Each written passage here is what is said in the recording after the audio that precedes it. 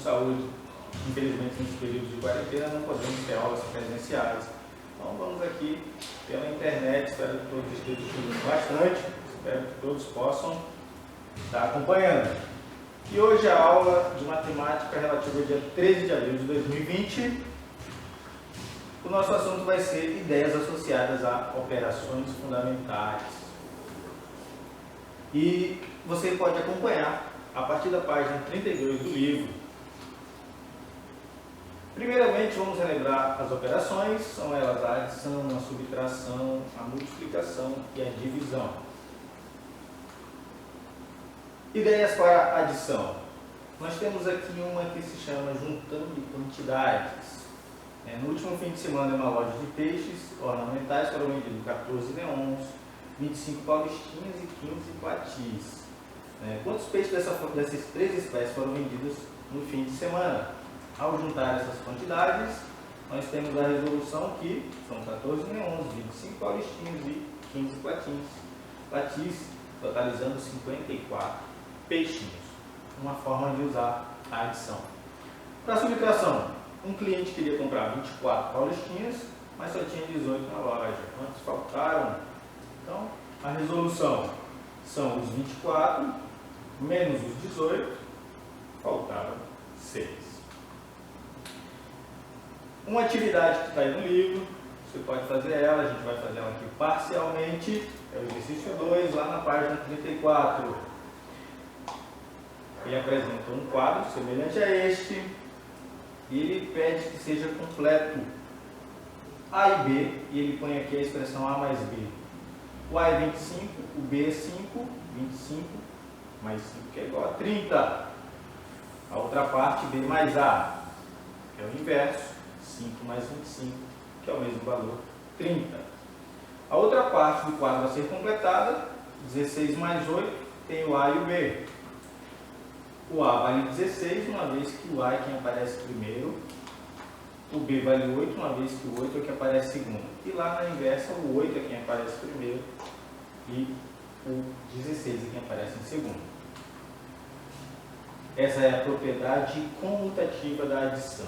Continuando no livro, você vê novas propriedades da adição. Após essa página 34. Ideias para multiplicação. Uma professora particular cobra R$ 45,00 por aula. Em um dia que deu 3 aulas, quanto que ela recebeu?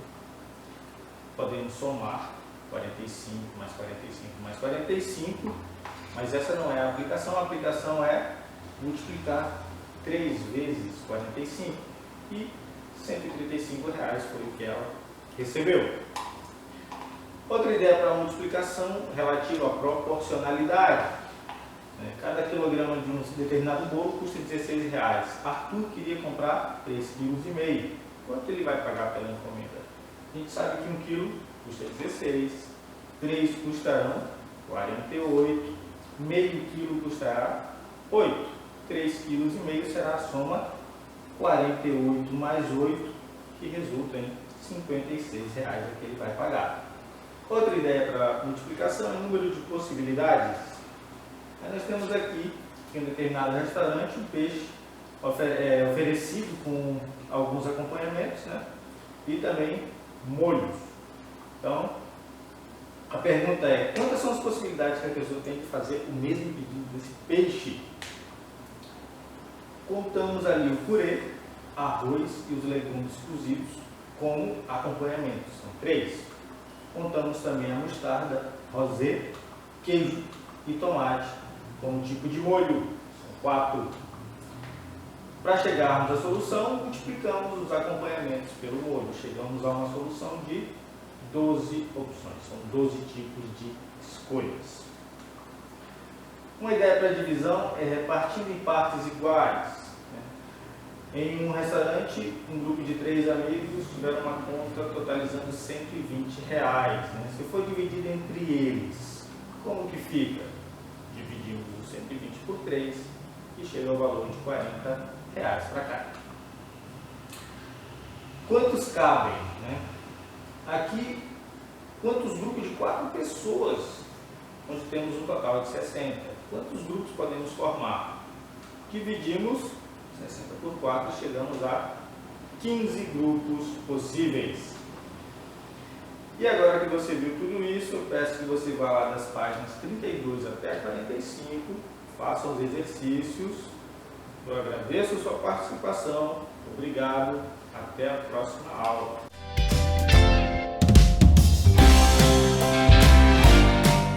Olá, sexto ano. Estão todos bem? Espero que sim. Nesse período de quarentena, infelizmente, não podemos ter aula presencial. Sentimos muita falta de vocês. Mas estamos aqui, né, nos esforçando, estudando pela internet. E hoje, aula de matemática, nós vamos ver expressões numéricas. Primeiramente, lá na página 46 do livro, você vai poder acompanhar essa aula. Aqui, Paulo e seus colegas combinaram uma tarde de estudos na casa de Ana. Ana comprou 3 pacotes de bolacha a R$ 4 cada pacote e 2 garrafas de suco a R$ 9 cada uma. Como nós podemos representar essa compra? Dessa forma, não é? Por uma expressão numérica, que, quando armada e resolvida, fica semelhante a isso. Mas quem deles fez corretamente? Ora, João errou, porque em algum momento ele soma, você pode acompanhar aí no slide, que ele soma ali o 12 com 14, não pode, porque nesse momento ele estava somando dinheiro, R$ 12 representa dinheiro, uma quantia. 2 são unidades de garrafas, dinheiro e garrafa não pode somar. Então ali ele errou, chegou o resultado 14 vezes 9, que dá 126, não foi a quantia paga. Alice, por sua vez, multiplicou 3 vezes 4, que é uma quantidade de vezes o seu valor, não é isso? Uma quantidade comprada, né, de bolachas vezes o seu valor. A outra é a quantidade de sucos comprada vezes o seu valor. Chegou em 12 mais 18, que chegou a 30. Continuando. Se ele tivesse seguido essas regras, né, que são as regras de resolução de expressão, teria chegado que, na primeira, a multiplicação e divisão deve ser resolvida. Né? E teve um momento que ele somou quando deveria ter multiplicado. Adição e divisão na ordem que apareceu. E, com relação aos conectivos, primeiro parênteses, depois colchete, por último chave. Continuando, um exemplo para a gente. Aqui nós temos um rapaz que vai comprar um automóvel de R$ 66 mil. Ele vai pagar a terça parte, né, vai dar de entrada, e o restante vai parcelar em 12 vezes. Só que ele comprou um acessório que custou R$ 400 e vai ser adicionado nessas 12 parcelas desse veículo. Então a gente começa, para calcular essa parcela, começa colocando o valor total do veículo, são 66 mil, menos a entrada que ele já deu, que é 1/3, né? 1/3 representado aqui, 66 mil dividido por 3. Depois os R$ 400 devem ser adicionados a esse valor. E por último, dividimos tudo por 12 parcelas ali em destaque. E agora na expressão. Resolvendo essa expressão, nós temos primeiro uma divisão, resolvida a divisão. O 66 mil por 3 resulta em 22 mil. Aí nós temos somas e subtrações. Podemos fazer a subtração primeiro. Ficou agora uma operação de soma, 44.400, e agora uma operação de divisão, chegamos a 3.700. É o valor da parcela que o rapaz vai pagar nesse veículo. E agora, com esse conhecimento que você viu dessa aula, espero que você possa ir lá até a página 47 até a 51, ou os exercícios de 1 a 10, e resolver, são relativos à expressão numérica. A gente agradece a participação de vocês. Obrigado, até a próxima aula.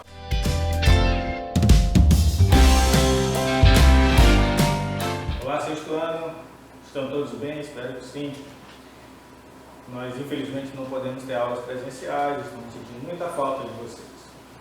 Mas estamos aqui na internet. Espero que todos possam estudar e estudar bem.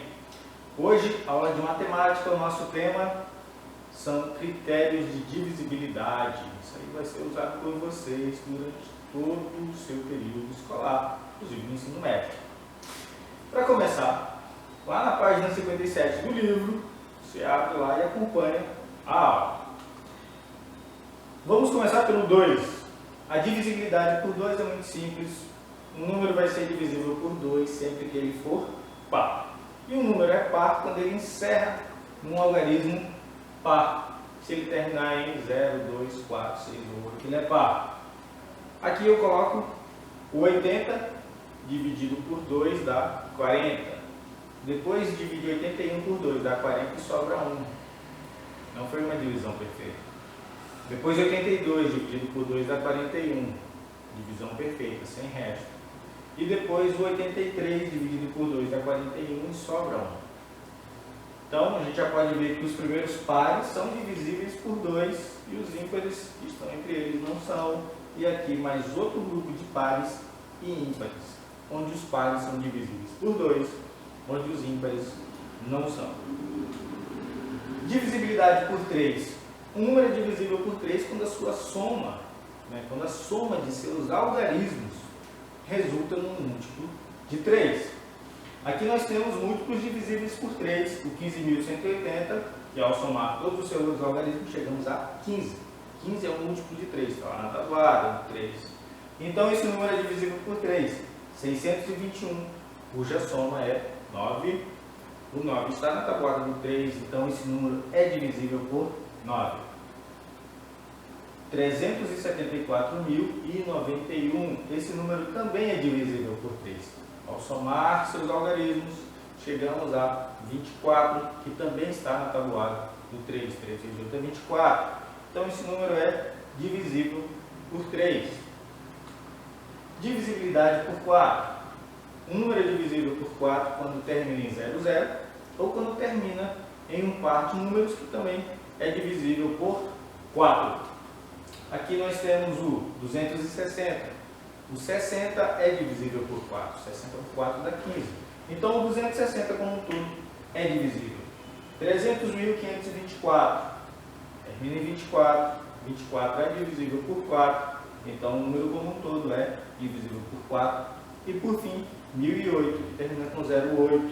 É o mais fácil de todos. 2 vezes 4 dá 8. Então como o 8 está na tabuada do 4, 1008 é divisível por 4. Um número é divisível por 5 quando terminar com 0 ou 5. Simples assim. Terminou com 0, terminou com 5. É divisível por 5. Os 3 números aqui representados, todos eles, são divisíveis por 5, por terminarem em 0 ou por terminar em 5. O número é divisível por 6 quando ele for divisível pelo 2 e pelo 3 simultaneamente. Você já sabe o critério de divisibilidade por 2, você já sabe o critério de divisibilidade por 3. Verifica se o número satisfaz os dois ao mesmo tempo, então você pode saber. O 42, ele é divisível por 2 porque termina em número par. A soma dele é 6, então ele é divisível por 3. O 42 é divisível por 6. 1104. A soma dá 6 e o final é 2. Então ele é divisível por 3. 16.164. A soma é 18 e o final é 4. O final é par. Então ele é divisível por 3 e por 2. Ele é divisível por 6. 95.868. A soma é 36. 36 é divisível por 3. E o final é 8, é par. Então ele é divisível por 2. Satisfaz. Todos esses números são divisíveis por 6. Divisibilidade por 10 é quando o número termina em 0. Concluiu com 0, é divisível por 10. Todos esses números aqui terminam em 0. Todos eles são divisíveis por 10. E agora um exercício, lá na página 59, eu modifiquei os valores para que você possa fazer lá sendo novidade para você. Então a gente tem aqui 3 números e nessa tabela a gente só tem que marcar X para os números que são divisíveis pelos que aparecem na coluna. O 38.502 é divisível por 2? Termina em número par, é divisível. A soma desses números dá quanto? 11 mais 7, 18. 18 é divisível por 3? É. então ele é divisível por 3. A divisibilidade por 4, ela seria possível aqui? Conclui com 0,2. O 2 não é divisível por 4. Então, vamos para o 6. Por quê? Porque ele já satisfaz 2 e 3 simultaneamente. Então, não preciso pensar, né? Já posso concluir que é divisível por 6. Ele é divisível por 10? Não, ele não termina em 0. O número 7.987 é divisível por 2? Não, ele não é par. É divisível por 3? A soma aqui é 16 mais 15, que dá 31. 31 não é divisível por 3. Então, esse número não é divisível por 3. O 4 termina com 87. Não vai ser divisível por 4. O 5 não termina com 0, não termina com 5. Não é divisível por 5. Por 6, ele não satisfaz esses dois aqui simultaneamente, então não vai ser divisível por 6. Não termina em 0, então não é divisível por 10. E agora o 1720. O 1720 termina em 0. O 0 é par. Ele é divisível por 2, então satisfaz 1 mais 7 dá 8, mais 2 dá 10. Então, o 10 não é divisível por 3, não vai satisfazer, não é divisível por 3. O 4, o número termina com 20. 20 é divisível por 4, então esse número como um todo já é divisível por 4. Por 5, é divisível por 5, quem termina em 5 ou 0. Ele termina em 0, é divisível por 5. Por 6, para ser divisível por 6, tem que ser divisível por 2 e 3 simultaneamente. Esse número é divisível por 2, mas não é por 3, não vai ser por 6. E para ser divisível por 10, tem que terminar em 0. Então, a tabela completinha fica dessa forma. Tem uma lá no livro, vá lá, faça. Agora, outro exercício, também é da página 60 agora. Ele foi modificado para que você possa fazer os que estão lá. Se fosse novidade para você. Aqui ele pede que completemos o número com um único algarismo, de modo que ele seja, a letra A, divisível por 5. Então tem que terminar com 0 ou 5, ou seja, esse número tem que ficar 120 ou 125. Para que ele seja divisível por 3, a soma tem que ser um múltiplo de 3. 3 mais 4 é 7. O próximo múltiplo de 7, o próximo múltiplo de 3 após o 7 é o 9. Então, tem que terminar com 2, 342. Mas é só o 2. Pode ser também, depois do 7 vem o 12. Então, pode ser 5. Pode ser o 2, pode ser o 5. Apenas o 5. Esse somatório pode resultar em 15. Se for 3 mais 4 que dá 7, mais 8 que dá 15. Então, os três números que satisfazem são 2, 5 e 8. 342 é divisível por 3, que vai ser múltiplo de 3, no somatório 9. 345 é divisível por 3, porque ao somar todos os números resulta em 12. Ou 348 é divisível por 3, porque ao somar todos os algarismos, o resultado é 15. Para 173, aliás, não é 173, é 1730 alguma coisa. Para ele ser divisível por 4, tem que terminar no 2, porque 32 é múltiplo de 4. Ele também pode terminar em 36. 36 é múltiplo de 4. Então, os dois números possíveis é 1732 ou 1736, para que ele seja divisível por 4. Por último, 9.700 e para ele ser divisível por 6. A soma aqui dá 17. O próximo número múltiplo de 3 é 18, ou seja, 1. Aí ele vira múltiplo de 3. Mas aí não vira múltiplo de 2, não é? Vai terminar com o número 1. Então não vai satisfazer. O próximo número, 4. 4 mais 1 dá 5, mais 7, 12, mais 9, 21. 21 é múltiplo de 3. E eu estou concluindo com 1, 4, que deixa ele par. Então, se ele for divisível por 2 e por 3 simultaneamente, ele vai ser divisível por 3. Então, a resposta aqui é o 4. 9.714. Quando o somatório dá 21, ele passa a ser divisível por 3. Ele termina no número 4, ele é divisível por 2. Ao ser divisível por 2 ou por 3, ele é divisível por 6. E agora, com esse conhecimento que você adquiriu, página 59 e 60. Resolvam todos os exercícios que houverem lá. A gente agradece a participação de vocês. Obrigado. Até a próxima aula.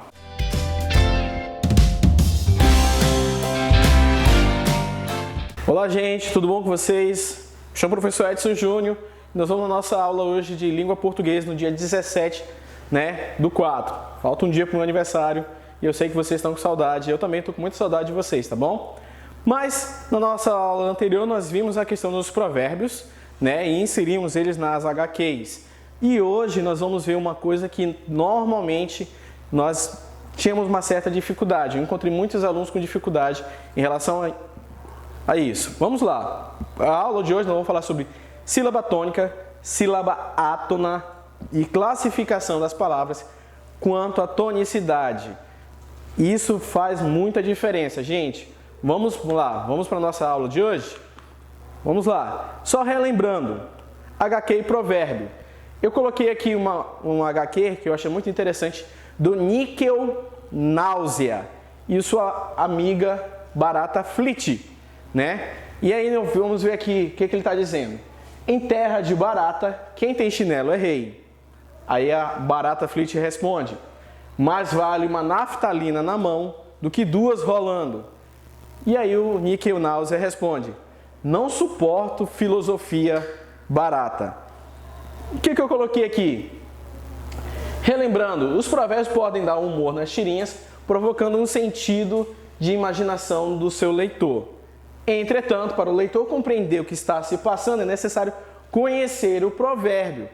Por exemplo, se você não conhece esse provérbio aqui, eu vou dizer o que é na real dele. Ele diz assim: em terra de cego, quem tem olho é rei. No caso do Níquel Náusea, ele colocou em terra de barata, quem tem chinelo é rei. No outro, que a Barata Flit responde: mais vale uma naftalina na mão do que duas rolando. O provérbio no original está dizendo: mais vale um pássaro na mão do que dois voando. E aqui no último ele faz uma ironia em relação ao seu parceiro ou parceira, a Barata Flit, certo? Então por isso que para nós entendermos o humor da tirinha, nós temos que conhecer aquilo que está se passando, certo? Eu tinha até falado em relação à tirinha da Mafalda, que é uma tirinha totalmente voltada para aquele contexto. Então se nós às vezes nós não conhecemos o que está se passando, o humor acaba passando batido, certo? Mas isso é só para a gente relembrar. Vamos ao que interessa? Vamos lá. Sílaba tônica e sílaba átona. Vamos lá. É considerado sílaba tônica as sílabas em que a pronúncia sairá com o som mais forte ou com mais ênfase. Calma, vamos por partes. Após as sílabas tônicas, após encontrar as sílabas tônicas, fica mais fácil encontrar as sílabas átonas, porque são aquelas em que nas palavras tem o som mais fraco ou com menos intensidade. Vou te dar o exemplo já. Vamos lá, se liga aí. A palavra intervalo. Observe, eu até separei, que fica muito mais fácil nós encontrarmos quando nós separamos. Intervalo. Observe que no vá é como se eu estivesse dando uma voz mais forte. Então, no caso aqui, qual é a sílaba tônica? É o vá, certo? Olha a próxima. Escola. Escola. Qual que você acha que saiu mais forte aí? O có. Então, no caso, a sílaba tônica seria o có. Lanchonete. Lanchonete. Observe que o né ficou com um som mais forte.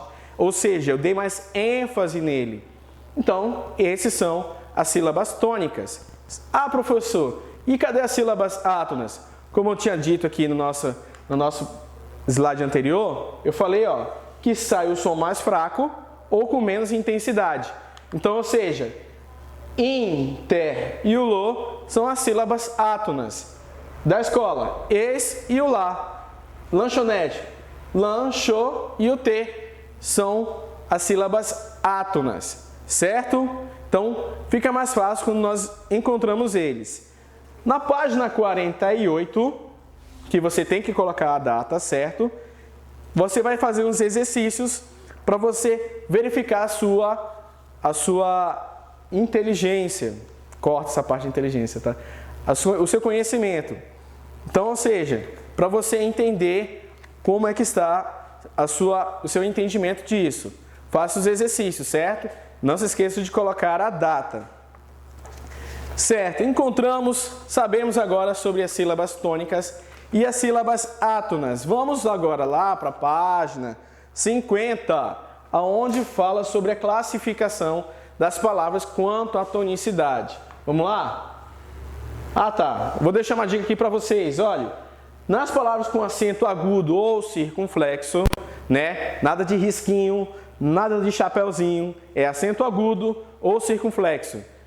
Fica mais fácil encontrar as sílabas tônicas. Por quê, professor? Porque todas as palavras que tenham acento são as sílabas tônicas. Porém, observe aí, mas nem todas as sílabas tônicas têm acento. Lembra do exemplo que eu dei, dos 3 exemplos? Em nenhum desses casos tem acento. Então, ou seja, eu tenho que ficar atento. Quando tem um acento, beleza, eu já sei onde é que está a sílaba tônica. Certo? GG, joinha, joinha. Vamos lá. Não esqueça de colocar a data, tá bom? Vamos lá. Paroxítonas, oxítonas e proparoxítonas. Parece um negócio de bicho de 7 cabeças, né? Mas não é não. Bora lá. Classificação das palavras quanto à tonicidade. Neste capítulo veremos sobre como as sílabas tônicas interferem nas classificações. Após identificar a sílaba tônica, veremos se a sílaba será oxítona, paroxítona ou proparoxítona. Aí vem oxítona, quando a sílaba tônica se encontra na última sílaba. Lembra que eu falei do acento? Quando tem um acento eu já sei onde é que ele está, né? Eu já sei onde que está a sílaba tônica. Observe, café. O acento está no E, correto? Então, no caso aqui, a sílaba tônica seria o fé, que ele está na última sílaba. Então, quando ele se encontra na última sílaba, é uma oxítona. Paroxítona, quando a sílaba tônica se encontra na penúltima. Aí vem cabeça e lápis. Então, vamos lá. Cabeça, o B seria a sílaba tônica, não tem acento, mas na hora que eu vou pronunciar eu já verifico que ele tem um som mais forte. Então, ficou aqui na penúltima, é paroxítona. Lápis, apesar que não veio aqui com acento, mas eu já sei que tem acento, então aqui no caso ficou na penúltima, então paroxítona. Proparoxítonas, quando a sílaba tônica se encontra na antepenúltima sílaba. Aí eu dei o exemplo aqui da lâmpada e quilômetro. Normalmente, isso aqui é um bizu que eu vou dar para vocês.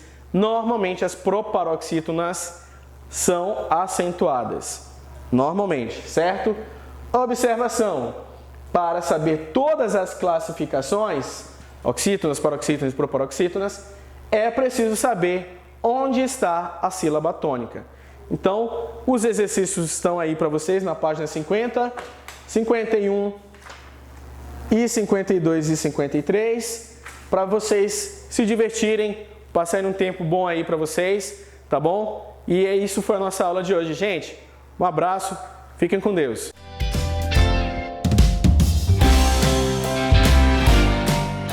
Olá, gente, tudo bom com vocês? Nossa aula de língua portuguesa hoje, me chamo professor Edson Júnior, dia 24/4. E nós vamos continuar falando sobre a questão dos dicionários. Só que dessa vez nós vamos falar sobre a organização de um dicionário, que está na página 63. Abra lá seu livro, na página 63. Vamos iniciar a nossa aula.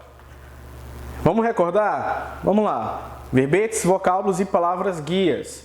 Verbete é cada uma das palavras que dicionários, enciclopédias se propõem a explicar. Vocábulo é o mesmo que palavra. Palavras guias são registradas normalmente no alto da página de um dicionário, sendo que a primeira palavra está no início da página e a outra palavra que está no alto será a última palavra da página. Vamos lá, vamos continuar. Como produzir uma página de dicionário? Aí vem aqui, ó, se você for acompanhar comigo aqui na página 63, eu coloquei aqui também, mas acompanha aí comigo no livro. Pesquise em textos palavras que você não conheça. Palavras que estão de acordo com você, às vezes nunca viu, não está de acordo com o seu vocabulário que você costuma falar ou ouvir. Aí você vai lá, anote essas palavras. Segundo, copie os verbetes em uma folha à parte. Detalhe, não esqueça de colocar a data, tá bom? Dia 24. A folha à parte com todas as informações que há no dicionário. 3. Anote a referência e a obra consultada, o dicionário.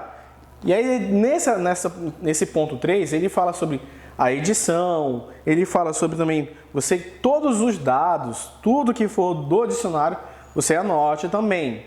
E aí está pedindo para você montar. Lembrando, professor, quantas palavras, quantos vocábulos eu posso pegar de um texto? De preferência, pegue mais 25.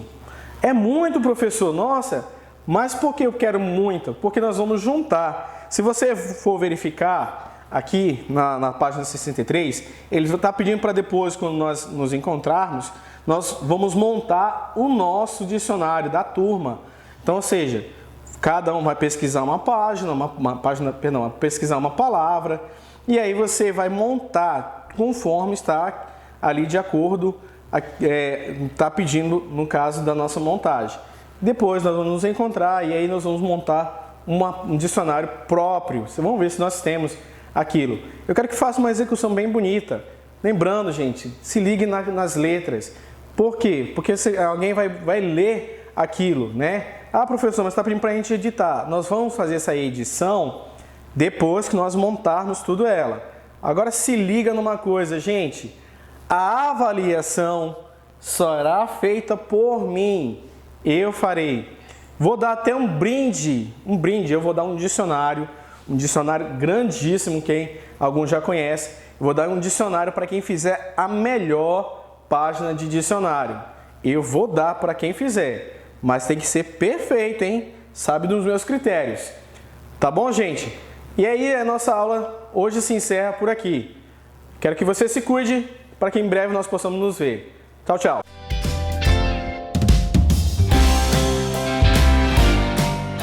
Olá, sexto ano. Tudo bem? Estamos aqui para mais uma aula em casa. E quero dizer que estou morrendo de saudade de vocês, tá? A aula de hoje vai ser correspondente a um tema novo, certo? E que tema novo é esse? Vamos lá verificar? Introdução à teoria da cor. A gente veio falando nas aulas anteriores muito de pré-história, arte na pré-história, né? Verificando alguns períodos da pré-história, até nós chegarmos agora nesse período onde vai entender como é que surgiu a cor, tá? A teoria da cor, lá na página 27 do livro de vocês. Vamos trabalhar também na aula de hoje um pouquinho de pigmentos, lá na página de número 24. Vamos falar também de o caminho da cor e vamos conhecer um pouco do contexto das cores primárias na página 27. Então, introdução à teoria da cor. O que é a cor? A cor está presente nas nossas vidas de várias maneiras, né? Nós temos cor na nossa roupa, na nossa pele, nos objetos que nós temos, nas televisões. Basicamente, nosso cotidiano, a nossa vida está envolvido o quê? A cor, né? Então, tudo que nós olhamos tem uma tonalidade, tem um tom de cor ao nosso redor, né? Os seres primitivos, né, que é o povo lá da pré-história, que a gente conversou um pouquinho, eles já traziam dentro do seu estilo de vida um pouquinho da cor, da utilização da cor, quando eles faziam a arte rupestre, né? Quando eles desenvolviam a arte rupestre, eles trabalhavam com pigmentos, alguns pigmentos naturais que a gente começou a conversar, né? Era o carvão, né, que é o resto das queimadas, era algumas plantas, né? O próprio sangue do animal servia o quê? De pigmento para coloração das obras que eles faziam nas cavernas, né? Das pinturas rupestres. Muito bem. A cor, com o passar do tempo, foi sendo utilizada para princípios artísticos, ou seja, para as obras de artes. Um quadro, uma escultura, uma fotografia toda trabalhada com o quê? Com cores, né? A cor está nesse processo em nossas vidas. Porém, a cor, ela está presente em todo lado. Nas artes plásticas, nos design, nas fotografias, os decoradores, arquitetos, paisagistas, né? Até mesmo os cabeleireiros, os maquiadores. Várias pessoas utilizam a cor para o seu dia a dia, até para fazer uma roupa, para colorir o tecido. Então a cor está presente em vários contextos, né? Na sua casa, olhe para as paredes da sua casa. Que cor tem a parede da sua casa? Que cor é o piso da sua casa? Que cor é o teto da sua casa? Né? Então a cor está presente em várias profissões, em vários contextos da nossa vida e em vários pontos, né? E outro ponto essencial que a cor está presente é o cinza artístico. A cor, ela parte do pigmento, tá? O pigmento é o material, é a matéria-prima que se obtém a cor. Os pigmentos são a matéria-prima para a confecção das tintas, tá? Nós temos aí pigmentos naturais, pigmentos considerados vegetais e animais, né? Nós temos aqui alguns pigmentos naturais que a gente conhece: a terra, o café, o ouro-cum, que é o coloral que é utilizado para tingir ou para temperar os alimentos, né? Nós temos alguns materiais minerais como a magnetita, o grafite, e outros materiais que também se obtém cor, tá? Que é executado para fazer cor. Então aqui nós temos um pouquinho de pigmentos, tá? Que vai ser utilizado para a fabricação das tintas. Os egípcios, os chineses e os indianos, eles foram as primeiras tribos, as primeiras pessoas a dominar o uso dessa pigmentação para fazer o que? As suas tintas, os seus corantes, para produzir os seus tecidos, para produzir suas maquiagens, suas obras de arte. Os índios também utilizam muito os pigmentos naturais, né? No seu dia a dia, nos seus rituais, no tingimento das suas peles. Também, aqui no Brasil, o pau-brasil foi um material que também serviu para utilizar como pigmento para a fabricação das tintas, certo? Como é que a cor aparece? Nós tivemos um cientista chamado Isaac Newton. Isaac Newton foi que desenvolveu agora a divisão da cor. A cor nada mais é do que uma ilusão óptica, tá? Todas as cores se processam através do prisma, ou seja, o branco, a tonalidade branca é que dá origem a todas as cores. Se nós juntarmos todas as cores, no final nós teremos o branco. Se você pegar um CD, esse CD convencional que nós utilizamos no nosso dia a dia, e girar ele, girar, você vai perceber que quando ele gira, vai formar o quê? Uma luz branca. Isaac Newton desenvolveu agora o caminho da cor, da luz branca. Então ele pegou uma luz branca, passou por um prisma, que é um material como se fosse um diamante, é um cristal, tá? E que fragmentou essa luz branca na cor amarela, laranjada, no vermelho, no verde, no azul e no violeta. Então, através do prisma que é a luz branca, Isaac Newton conseguiu perceber que as cores se variavam tudo através da cor branca, ou seja, uma ilusão óptica, certo? A partir desse experimento que Isaac Newton executou, é que foi possível futuramente nós termos as revistas coloridas, porque anteriormente era somente preto e branco. A imagem da televisão, né, também foi modificada, anteriormente era preto e branco e agora nós temos aí uma alta definição, definição de cores nas nossas televisões. E até mesmo dentro do cinema, né, uma inovação que trouxe aí o uso da teoria das cores.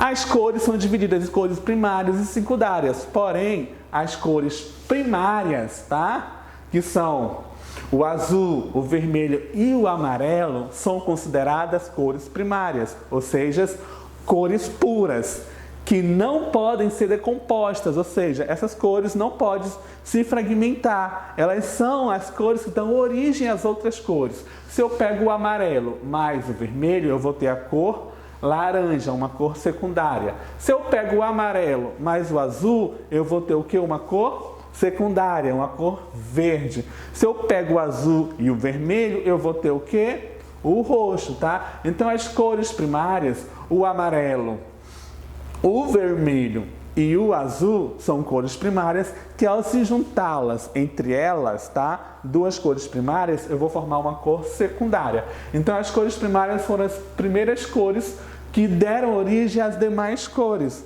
né? No nosso dia a dia, é muito comum a gente observar isso nas nossas impressoras, né? Nós utilizamos 3 colorações básicas dentro da nossa impressora, tá? O preto, que é uma cor padrão das impressoras, aí nós vamos ter o azul, o magenta, que é uma espécie de vermelho, e o amarelo, a qual vai dar origem às outras cores diversas, a imprimir todo o material que você quer em todas as colorações, tá? Então, esse conjunto das cores primárias é que vai fazer o conjunto de todas as cores, certo? Gostou de conhecer o caminho das cores, a teoria da cor? Muito bem! Você vai desenvolver aí na sua casa, na página 30 do livro didático, a atividade dessa semana, certo? Acompanhe comigo aí na página 30. Nesse capítulo, você viu que os seres humanos se manifestam artisticamente desde a pré-história. A arte, portanto, acompanhou o processo evolutivo do ser humano. Das expressões artísticas que nós já estudamos dentro desse bimestre, que você conheceu, qual foi que chamou maior atenção? E por quê?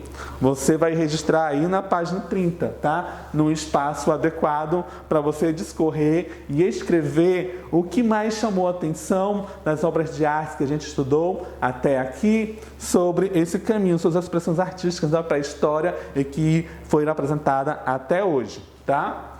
Também, lá na página 1 do material de apoio do livro didático de vocês, vocês vão realizar agora o quê? Uma obra de arte, aproveitando as cores descobertas, as cores primárias, e que vocês também podem ter acesso às cores secundárias, tá? Vocês vão trabalhar com elas, podendo ser com pigmentos naturais, tá? E realizar uma obra de arte, uma pintura utilizando os pigmentos naturais ou cores primárias e registrar aí, tá? Na página 1 do livro didático, do material de apoio. Só recapitulando, executar uma obra de arte utilizando as cores primárias, pigmentos naturais. Fique livre para o desenho, para a expressão artística. A recomendação é utilizar as cores primárias e as cores e os pigmentos naturais, tá? Use o café, use a areia, use o coloral, use o açafrão. Peça a ajuda do papai e a mamãe para descobrir os pigmentos naturais e executar a obra de arte. E eu quero ver essa obra de arte nas aulas que vêm, certo? Então vamos ficar por aqui. Por hoje é só. Beijos e abraços e até a aula que vem. Tchau, tchau!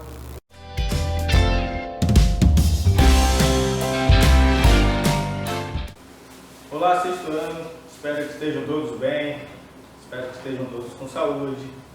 Infelizmente não estamos juntos, né? A gente sempre fala daquelas brincadeiras na sala de aula, mas é muito necessário para a nossa saúde que nesse momento a gente guarde esse período de quarentena. Então, vamos estudar, espero que vocês estejam estudando bastante, estudando pela internet. E hoje, aula de empreendedorismo e educação financeira, aula relativa ao dia 24 de abril de 2020. E o tema é identificação de despesas, gastos necessários, supérfluos e eventuais. Vocês podem estar acompanhando lá na página 14, são os encontros 6 e 7 do livro didático. E lá na história contada, espero que vocês tenham pausado o vídeo lá, para ler a história, ou que tivesse lido antecipadamente para poder acompanhar. Na história contada a gente sabe que a mãe do João Vitor somou as despesas da casa, não foi? Recebeu um aumento de gastos. Eles chegaram à conclusão que era necessário reduzir esses gastos. E o João Vitor queria ajudar para poder comprar a sua bicicleta. Então, gente, como que isso pode acontecer? João decide dar a sua parcela de ajuda, né? Como que ele vai fazer isso? A mãe pede que ele tome banho mais rápido e se certifique de apagar as luzes da casa. Afinal de contas, não podemos cessar o gasto de energia elétrica, todo mundo precisa. Ele promete não pedir para comprar doce, salgadinho e bolacha no supermercado, né? E agora a gente faz uma análise. Esse gasto é essencial. A energia elétrica é essencial. Em um gasto essencial, não podemos cortar, só podemos reduzir o gasto. Doces, salgadinhos e bolachas são supérfluos, então eles decidem cortar. Afinal de contas, a alimentação é muito mais importante do que esses itens aí. Arroz, feijão, carne é o essencial para a alimentação, então eles cortam o supérfluo. Na outra categoria, o gasto eventual, que é quando compram uma camisa nova para o João Vitor. A camisa é para treino, ele é atleta. Essa camisa se faz necessária somente naquele instante, mas ele vai precisar a vida toda, né, de uma camisa de treino? Não. Talvez ele siga uma outra carreira, talvez ele não se torne atleta profissional, e mesmo que se torne, ele vai comprar um novo uniforme. Então, esse é um gasto eventual. E agora que vocês viram tudo isso, eu peço que vocês vão lá no livro didático e façam as atividades da página 37 até 41, tá bom? Espero que todos fiquem bem. Obrigado pela participação.